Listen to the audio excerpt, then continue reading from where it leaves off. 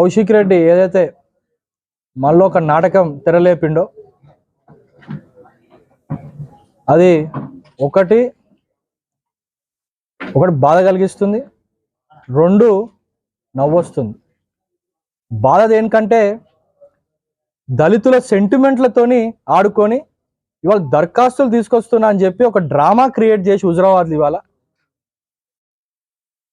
ఉరుక్కుంటా ఓడాలు, అంబేద్కర్ పైనకి ఫౌంటైన్లో దుంకడాలు, పోలీసులు దుర్భాషతోని తిట్టడాలు చేసుకుంటా అసలు పిలిచిన అంశం పక్కకు పోయి అతను ఒక పర్సనల్ ఎజెండా లాగా మళ్ళా అతను ఒక హైలైట్ కావాలి ఈ ఇష్యూతోని, దళిత బంధు పెట్టుకొని నేను హైలైట్ కావాలి, రీల్స్ కావాలి అని ముందే ప్రీ ప్లాన్ చేసుకొని ఫేస్బుక్ లైవ్ పెట్టుకున్నాడు. మరి కొట్టిన అన్నాడు. ఆ లైవ్లో ఎక్కడైనా ఒక ఇన్సిడెంట్ ఉందా పోలీసు వాళ్ళు కొట్టింది? హాస్పిటల్లో పండుకొని ఒక పేషెంట్ ఇక రేపో చచ్చిపెట్టేట్టు మాట్లాడిండు, నన్ను కొట్టిండ్రన్నా, నన్ను చంపిండ్రన్నా అని చెప్పుకుంటా. ఇది ఎక్కడదని నేను అడుగుతున్నా. డాక్టర్స్ క్లియర్గా ఎక్స్రేలో ఎటువంటి ఫ్రాక్చర్ లేదని చెప్పిండ్రు, ఈసీజీ ఇస్తే నార్మల్ అని చెప్పిండ్రు, బీపీ నార్మల్ అని చెప్పిండ్రు.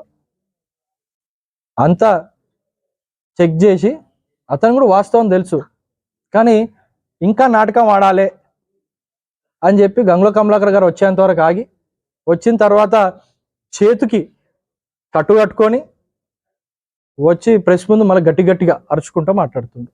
ఇది ఈ ఎమ్మెల్యే ఒక డ్రామా.